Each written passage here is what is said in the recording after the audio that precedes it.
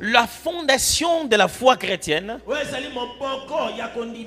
est basée sur une relation,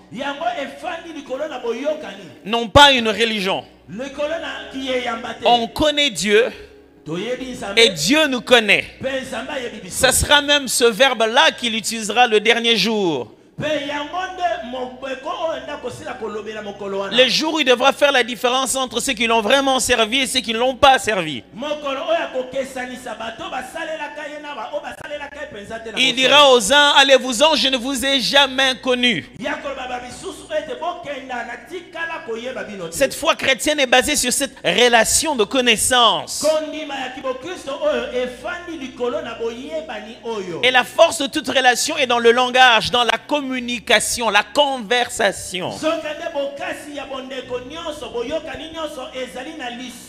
Quand on parle à deux et que tu ne sais pas comprendre ce que je dis, malgré que je parle, ça ne vaut rien. Avez-vous déjà eu une conversation avec un Chinois en mandarin?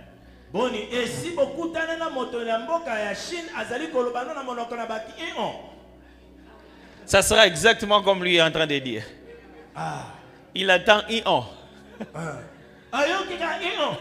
En chinois, c'est ni hao. Lui, il entend ça, hi-on.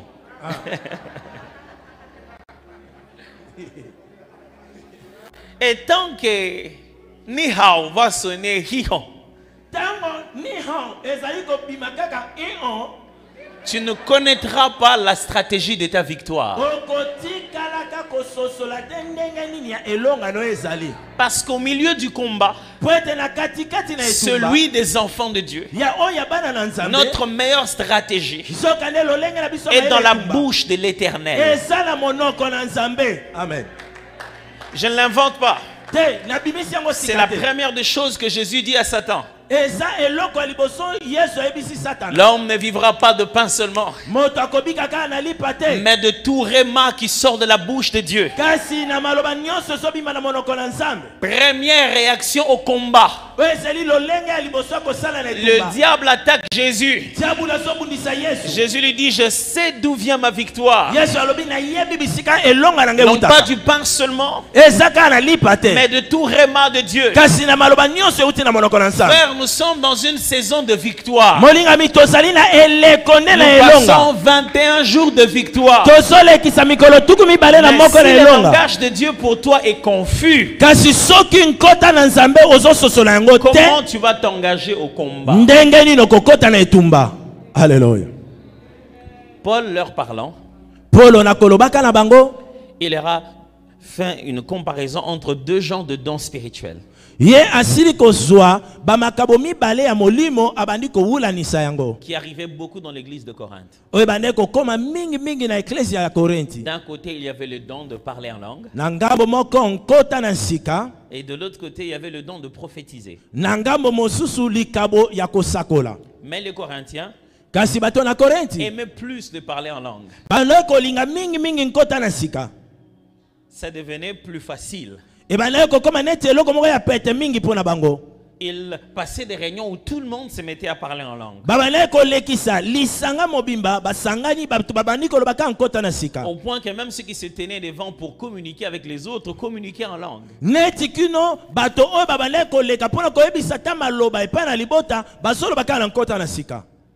Vous savez, c'est quoi le parler en langue? Le parler en langue dévotionnelle, celui qu'on parle pour prier. C'est comme un joueur qui est en train de se réchauffer avant d'entrer. Il n'y a pas de match. Tu t'édifies toi-même. Tu fais rien au diable. Tu ne marques aucun but. Tu ne repousses aucun adversaire.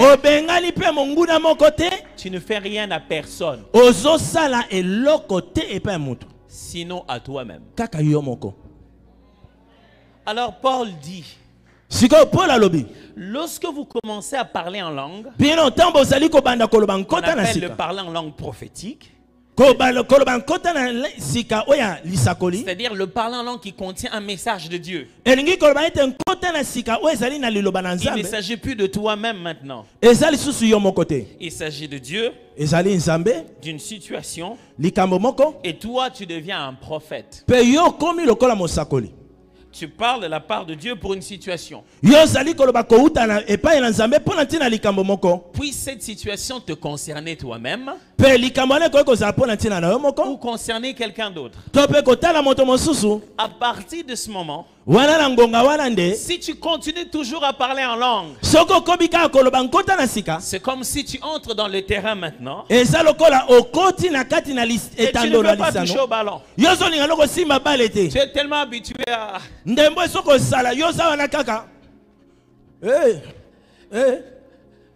Ça, c'est acceptable dehors. J'aimerais le dire à Lingala. Ça la pompage te na erobunda. Quand c'est le moment de se battre, on s'exerce plus. C'est fini.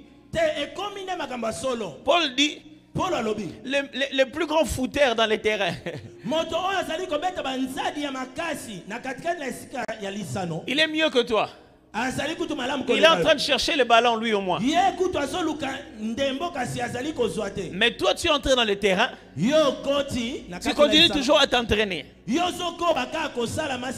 dit ceci: tu nous es pas utile.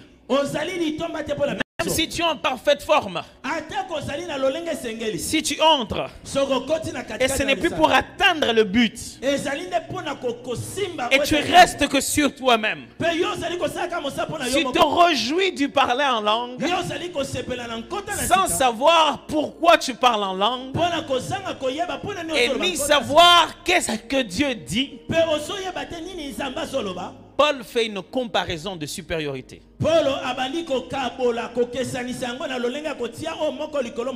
Je suis choqué. Paul, tout le monde a les dons et on est tous pareils. Il n'y a pas de gens plus grands que les autres. Paul dit à un moment précis, à un temps bien particulier de la vie des hommes, à un moment qu'il appelle un temps de combat, celui qui prophétise est plus grand que celui qui parle en langue.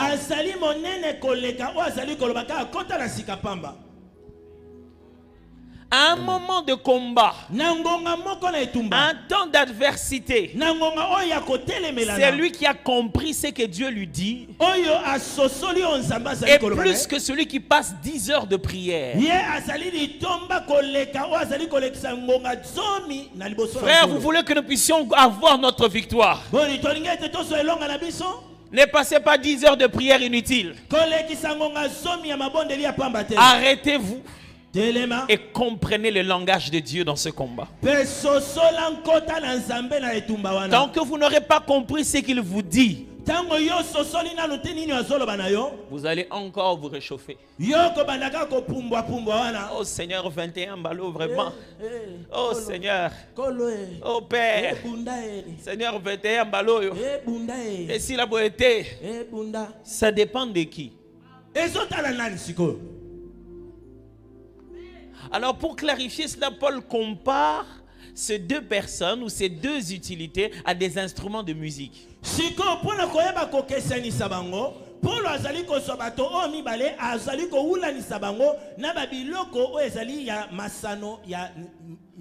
Ce sont des vieux instruments de musique, mais on a utilisé un langage un peu plus actuel.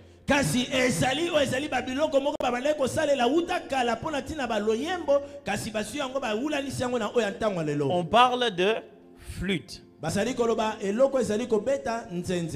Flûte. Tout petit, soit vous en avez comme ça, flûte à bec ou flûte traversienne. Bon. Flûte.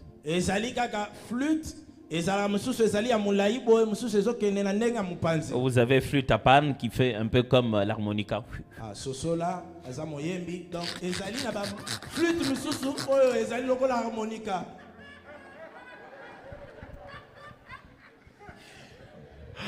Franchement, il est trop fort, quoi. Il s'est justifié bien avant. C'est très bon. Mais alors, à part la flûte, il parle de harpe. Donc, c'est comme une guitare, mais qui se joue avec deux mains, vous voyez? Des fois, on s'assied, on joue ça de tous les deux côtés. Très souvent, on voit ça dans les dessins quand on dessine David en train de jouer une harpe.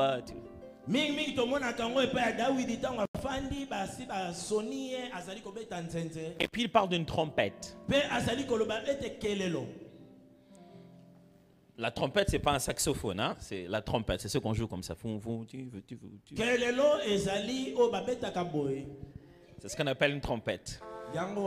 Et des fois, elle a aussi allez, c'est bon, c'est pour ça. Paul dit ceci. Si une guitare joue, je donne un exemple. Une flûte joue. Et quand chacun joue, on ne voit pas de différence. C'est bizarre.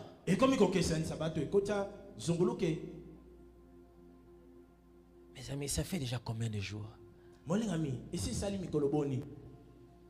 Ça fait déjà combien de rêves?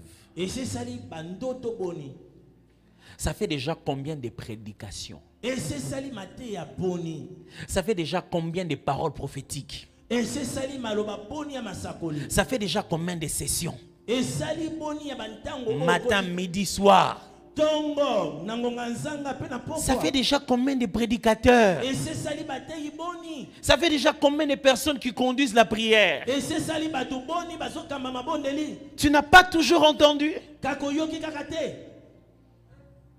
Tu n'as pas toujours perçu l'arme fatale que Dieu veut te donner pour terrasser dans ton adversité?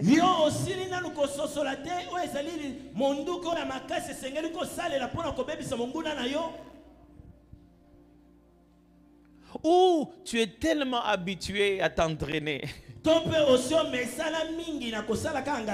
Frère, le but de la prière, c'est son résultat.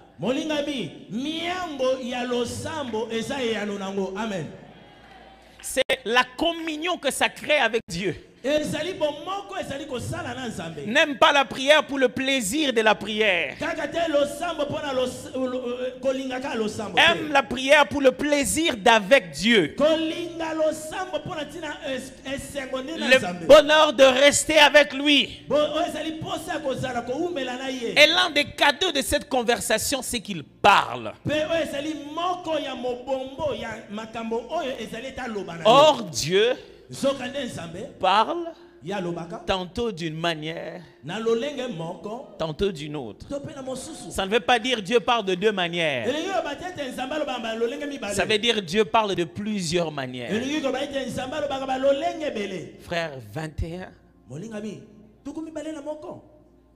On en est arrivé déjà à combien? 15, 16 aujourd'hui? Il nous en reste 5.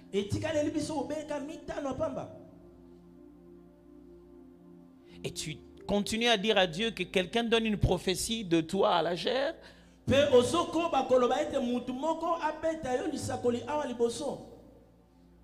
Vraiment?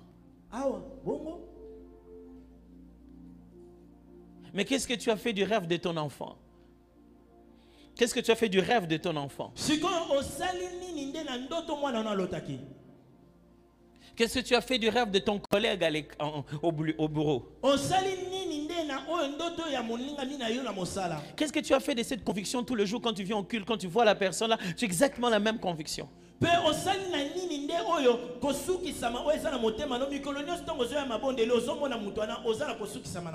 Paul dit, quand vous venez et que vous devez prendre la parole, vous mettez à parler en langue, vous semez la confusion. Alors il le compare à un instrument. On a appelé ça ici trompette. Mais en réalité, de la culture juive de laquelle il tire cela, il tire cela de la pensée selon laquelle il y avait la trompette qui sonnait pour demander le peuple à se préparer au combat.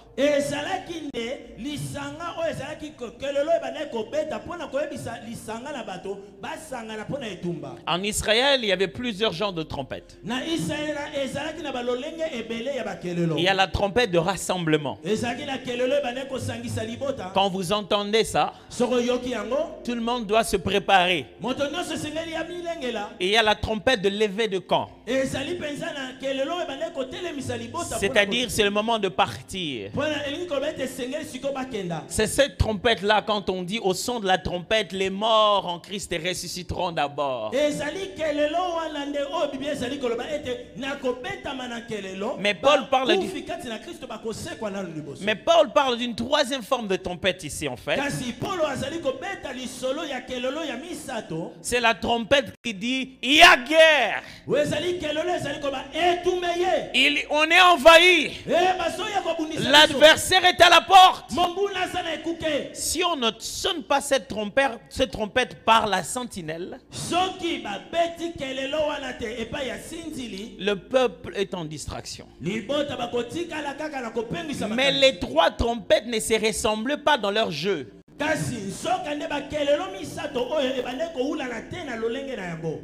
Chaque trompette était jouée différemment. Et le mot trompette que lui il utilise ici, dans le sens où il part dans l'Ancien Testament, c'est le mot hébreu sofar. Sofar, c'est la trompette qui est faite de cornes de bélier. En fait, des cornes de taureau, pardonnez-moi, des cornes de taureau. Et quand on l'utilisait, on se rassurait que ça gardait la forme de quelque chose. Parce qu'en réalité, sofar en hébreu, ça aussi l'idée de ça. Cette partie ici. Cette partie de la gorge qui libère la voix.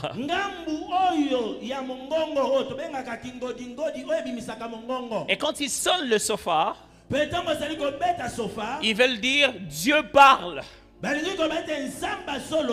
Et Paul dit ceci. Si celui qui parle en langue sans qu'on interprète,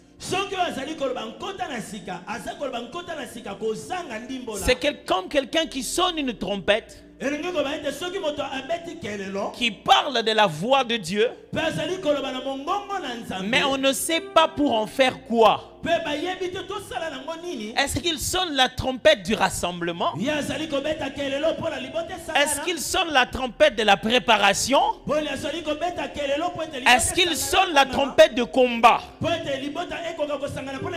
Mais Paul choisit la trompette du combat seulement. Il dit, si le langage de Dieu n'est pas clair pour toi, comment tu vas te battre?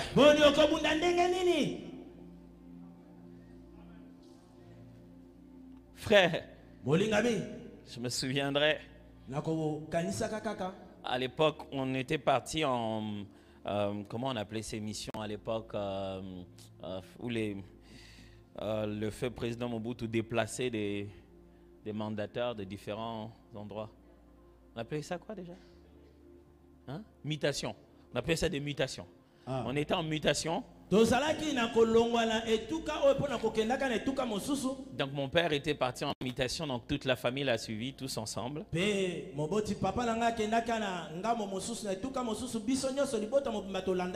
on a passé 6 ans en Mbujimayi, en mutation. Donc je grandis là-bas à partir de 3 ans, donc j'ai atteint 9 ans en étant en Mbujimayi.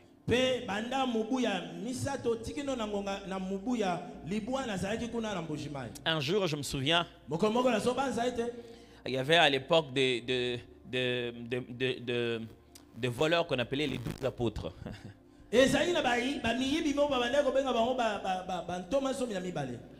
Et il faisait des braquages incroyables. Et un jour, à cette époque, donc tout le monde a trouvé des stratagèmes, quoi. Quand vous étiez attaqué, vous tapiez sur vos assiettes et tout.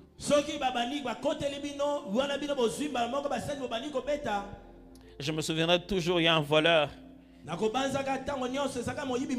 qui a fait entrer sa main par une entrée de la fenêtre chez nous. Il a tenu mon frère et il a dit va ouvrir la porte. Des fois les voleurs ils sont bêtes des fois. Comment tu vas les tenir dans la chambre et qu'il aille ouvrir la porte en ayant peur du fait que tu le tiens?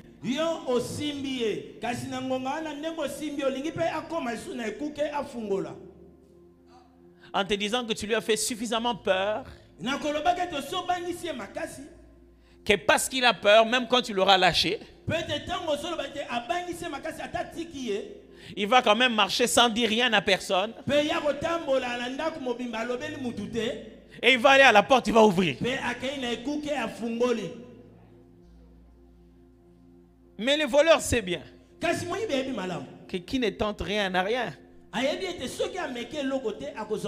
Il appelle ça une tentation, une tentative. Le diable sait qu'il ne peut rien. Il veut juste te faire suffisamment peur pour que toi tu le fasses. Et il compte sur toi. Il compte sur ton ignorance. Il compte sur la paralysie que la peur va amener. Le conditionnement que cette peur va mettre dans ton cœur. Il peut même te faire prier par peur. Et changer complètement la direction de ta prière par peur.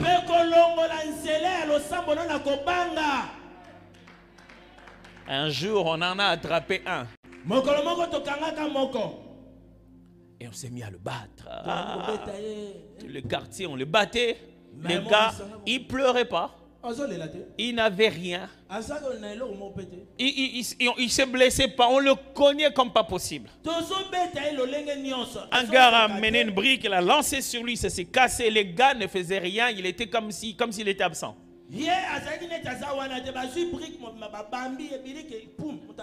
Jusqu'à ce qu'un vieux est venu. Il a regardé. Il a dit attendez. Il est parti. Il a pris un rameau. Et il a enlevé. Il a pris juste la tige là. Un rameau tout vert. Donc il a pris juste la tige. Il est venu. Il a commencé à les taper avec. Les gars criaient comme si on les blessait de partout.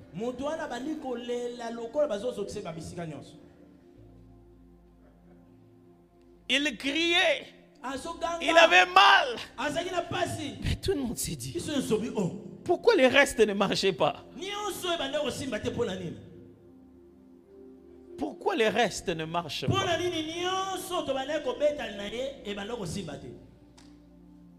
Pourquoi les restes ne marchent pas? Pourquoi les restes ne marchaient pas? À ce moment-là, on a abandonné une grosse pierre. On a arrêté de cogner. Direction les rameaux. Et quand il nous a vu aller chercher les rameaux, il a commencé à demander pardon. L'invincible, l'homme qui n'avait pas peur, il a commencé à demander pardon. Vous allez me tuer, pardon. Je vais tout vous dire. Il a commencé à demander pardon. Frère, est-il possible que tout ce que tu lances comme coup au diable, il s'est dit, non mais il est en haut.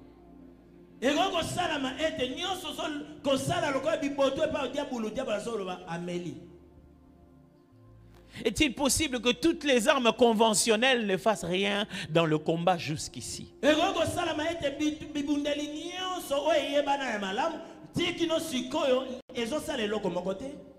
Simplement pour la simple raison, si je dois me répéter,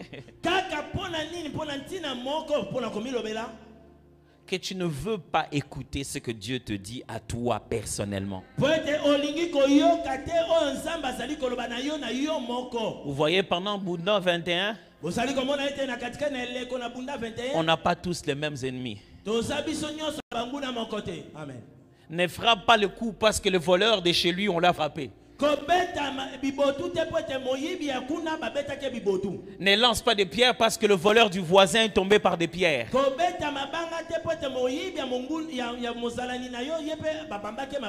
À chacun son combat. À chacun sa trompette. À chacun la clarté de sa révélation. Mais on savait ça dès le début, vous savez. C'est pour ça qu'on a convoqué 21 jours de prière. Sinon, on allait juste appeler 21 jours de messages prophétiques. Et on allait vous aligner tous comme ça là. Chacun vient, on lui donne sa parole prophétique. Mais Paul dit non. Le langage de Dieu est clair pour nous tous. De plusieurs manières. Et il les cite. Au verset 6. Et maintenant, frères, de quelle utilité vous serais-je si je venais à vous parlant en langue, et si je ne vous parlais pas par... Il commence à citer. Imaginez que durant tout ce temps où je prêchais, je parlais en langue.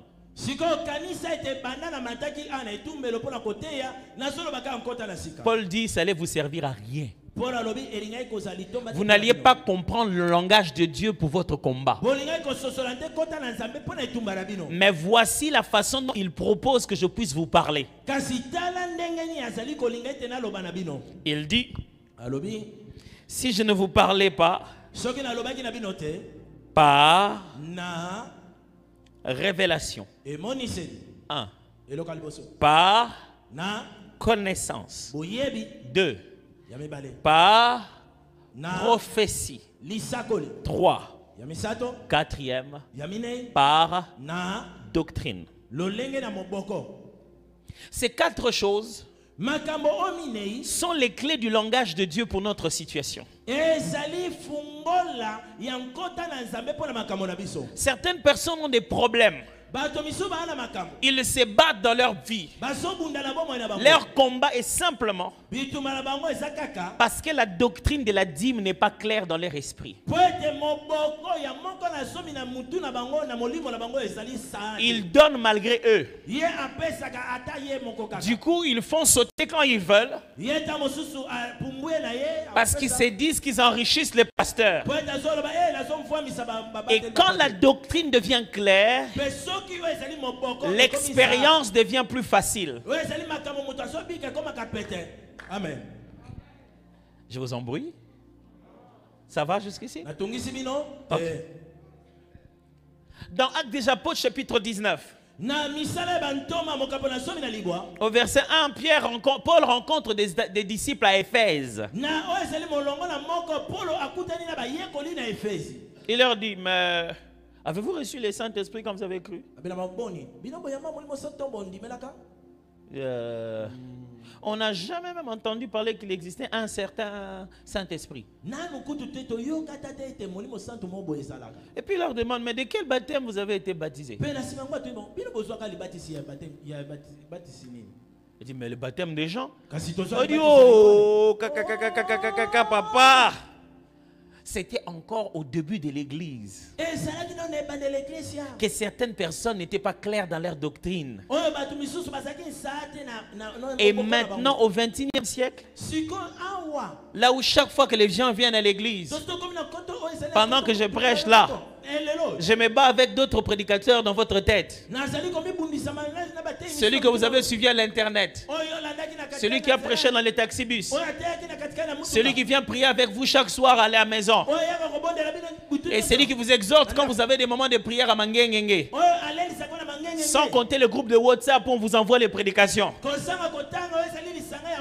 Je me bats avec chaque doctrine qui est déjà dans votre tête. Paul a fait ça. Il a commencé par leur enseigner la doctrine. Jean a baptisé pour la repentance. Il annonçait celui qui devait venir, Jésus. Suite, il les a baptisés au nom de Jésus. Après, il leur a imposé les mains, ils s'est mis tous à parler en langue et à prophétiser.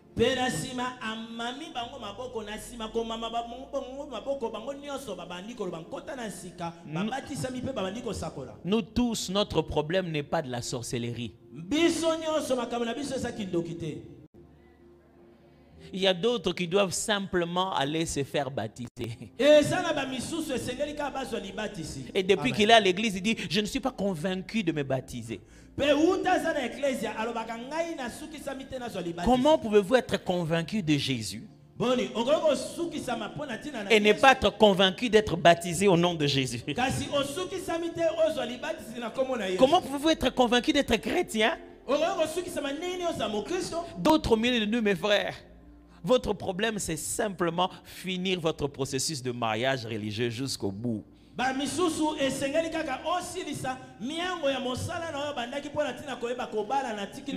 pasteur, si tu as déjà là, il n'y a pas de retard à ça. Amen. Votre langage est dans la doctrine. D'autres, leur langage est dans une prophétie. Ou quand on se met devant ici, on parle de quelqu'un, on cite son nom, on dit seulement quelqu'un. Cette parole prophétique qui est sortie, même si ça ne t'a pas cité toi, mais tu sens que ça te concerne, saisis juste cette parole-là, commence à te comporter comme si on t'a parlé. D'autres, leur message est juste dans la connaissance. Pendant les 21 jours, Dieu veut que tu connaisses la parole. Il veut te armer pour le prochain combat. Arrête de prier le Dieu de ta femme, prie ton propre Dieu. Est-ce que tu le connais? D'autres, leur réponse pendant ce temps-ci, c'est simplement que ta définition de Dieu change. Que tu le connaisses personnellement. Et d'autres, c'est une révélation. Qu'est-ce que c'est qu'une révélation? La révélation, un des mots très forts de la Bible pour révélation,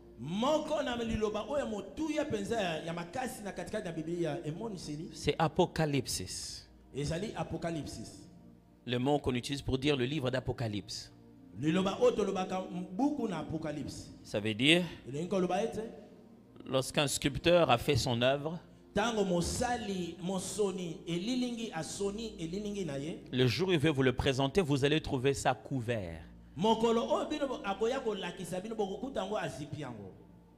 Et au moment de la présentation, il va tirer le voile. Et Apocalypse, c'est-à-dire dévoilement, découverte, révélation.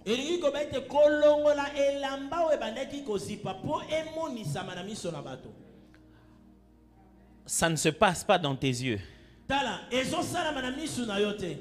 Ce n'est pas toi qui fais ça.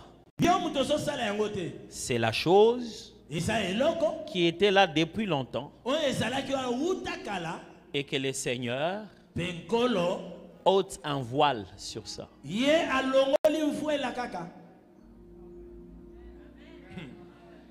C'est-à-dire que la situation qui te compliquait depuis longtemps, Dieu te l'a fait regarder seulement différemment. Il y a dans ma vie des moments où j'avais des combats graves. Après de longs moments de prière, l'idée de quelqu'un me vient en tête. Appelle-le. Il dit, comment ça va? Oh mon cher, ça fait longtemps, il faut qu'on se voie. On se voit, on commence à parler de tout et de rien. Pendant qu'on parlait de tout et de rien, il cite un nom. Il dit, tu le connais? On dit, mais c'est mon ami. J'ai dit, justement, papa. C'est lui qui fait les exercices. Oui, mais bien sûr. Mais je cherche quelqu'un qui sait comment on fait ça. On dit, oh, mais ça, c'est pas un problème, on va l'appeler. Dis, mon cher, comment ça va? J'ai le pasteur, regarde quand même, c'est le pasteur à Toms. Hein? Ah, c'est un pasteur à Toms, hein? Une année et demie. En train d'attendre que quelqu'un fasse un appel pour moi. Le truc avec la révélation, c'est qu'on ne la comprend pas sans interprétation. Il est possible que depuis qu'on a commencé, Dieu t'a déjà donné un tas de révélations.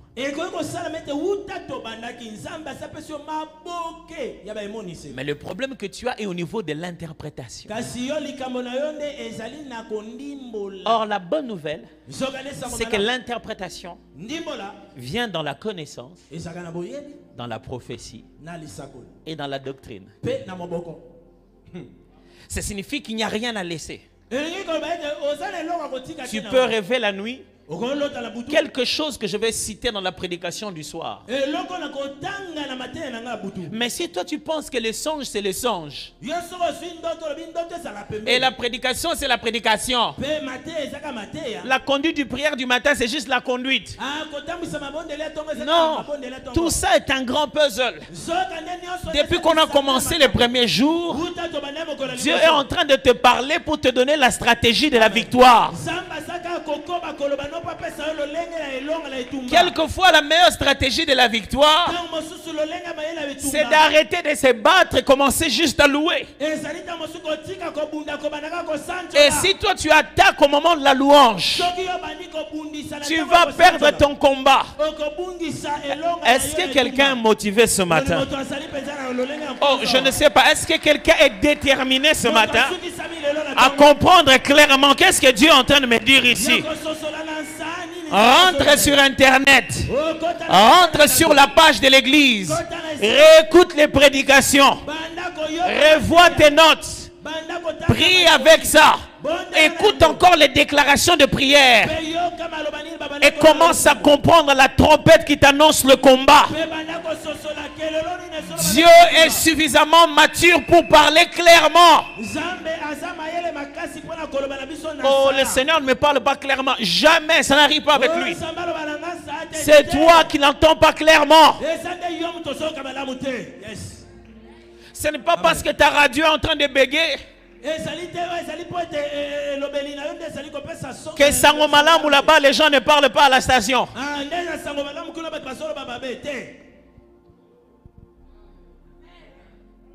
Ce n'est pas parce que ta connexion est en train de bégayer. Et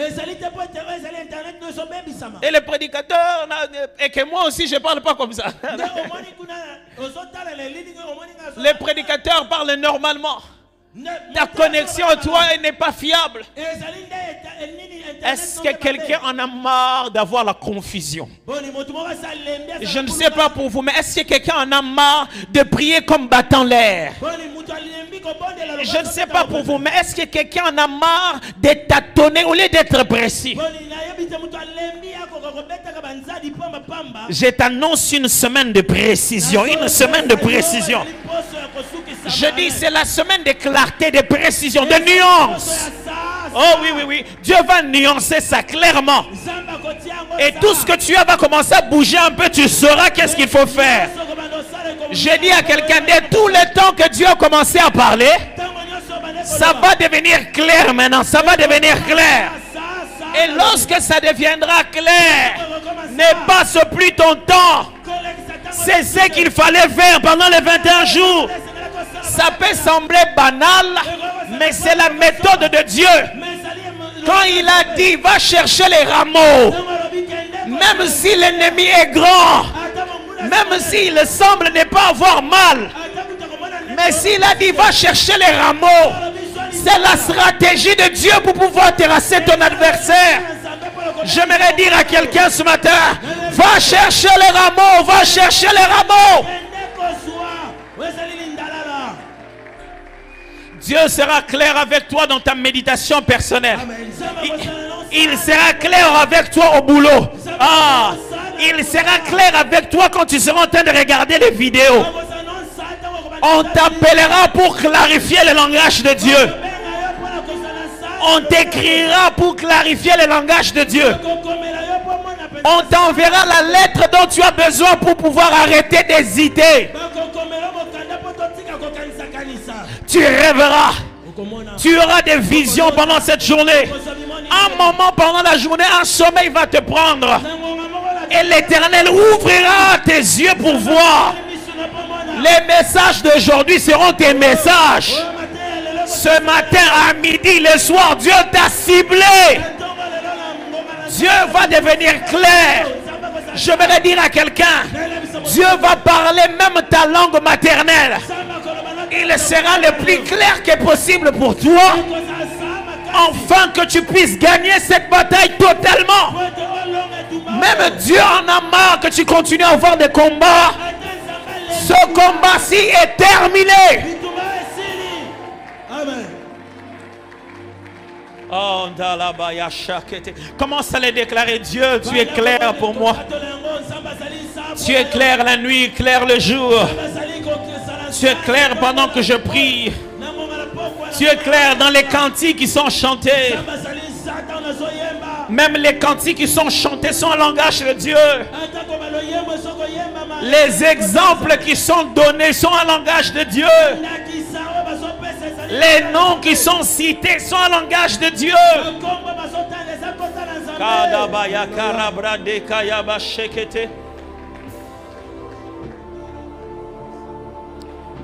Nous sommes dans la semaine de la clarté, où le son de la trompette devient plus clair. Depuis qu'on a commencé, il ne fait que parler, il ne fait que parler. C'est à ton tour d'entendre clairement. Dieu a été fidèle dès le premier jour de novembre. Il a commencé à parler de ce jour-là. Et le langage de Dieu dans ce combat, est-ce que tu le comprends?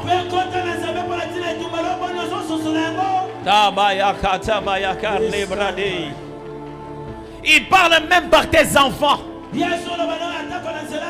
Même par tes frères et tes soeurs qui ne sont pas chrétiens. Dieu parle tantôt d'une manière, tantôt d'une autre. Dieu parle.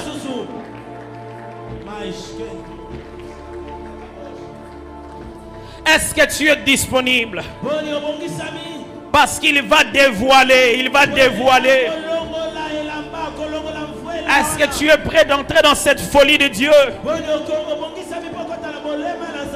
Il peut te demander juste un rameau, juste un rameau. Ça risque d'être que ça. Juste ce petit morceau de rien du tout.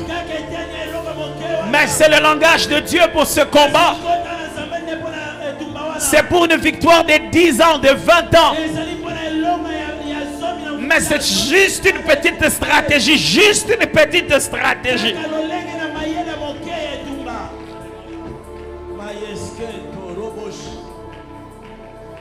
Quelquefois, ce n'est pas une prophétie. C'est juste une doctrine. C'est juste une connaissance. C'est juste une révélation.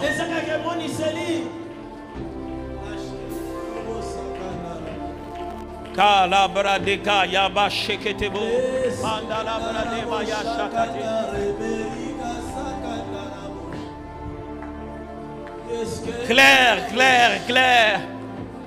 Dis à Dieu, Seigneur, enlève en moi ce qui t'empêche de te comprendre. Peut-être que c'est les habitudes, les anciennes habitudes. Avant, j'attendais toujours un rêve. Avant, j'attendais toujours un prophète. Je vais abandonner les anciennes méthodes. Je vais embrasser la stratégie de cette fois-ci. Père, tu viendras d'où? Tu te manifesteras d'où?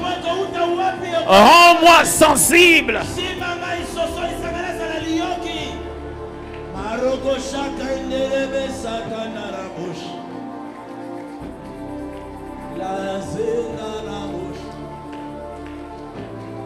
Dieu ne peut pas te rater pendant 16 jours. Le Dieu de la Bible, le Dieu de précision, ne peut pas te rater pendant 16 jours. C'est toi qui es en train de rater le langage de Dieu. Dieu, qu'est-ce que j'ai raté jusqu'ici? Commence à demander à Dieu, Seigneur, qu'est-ce que j'ai raté jusqu'ici? Parle encore.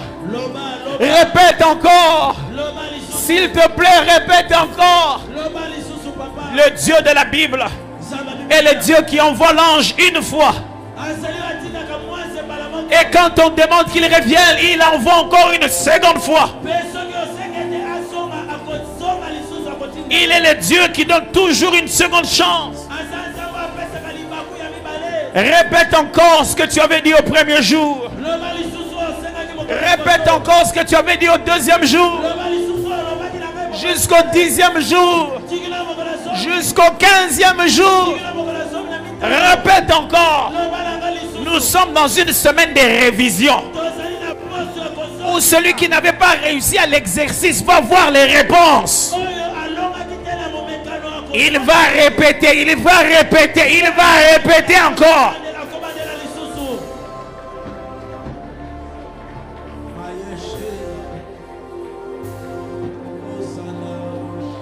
Avant qu'on arrive le samedi, si tu l'avais entendu par une oreille, il parlera dans l'autre oreille.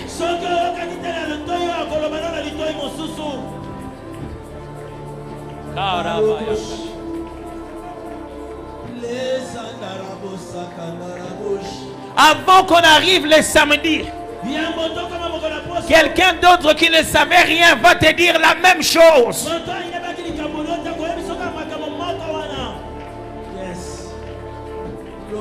Avant qu'on arrive le samedi, dans la même journée, tu tomberas sur le même message de plusieurs manières. Tu allumeras la télé, ça sera à la télé. Tu ouvriras un livre, ça sera dans un livre. Tu rouleras dans la ville, ça sera sur un panneau. C'est une semaine de révision, de révision.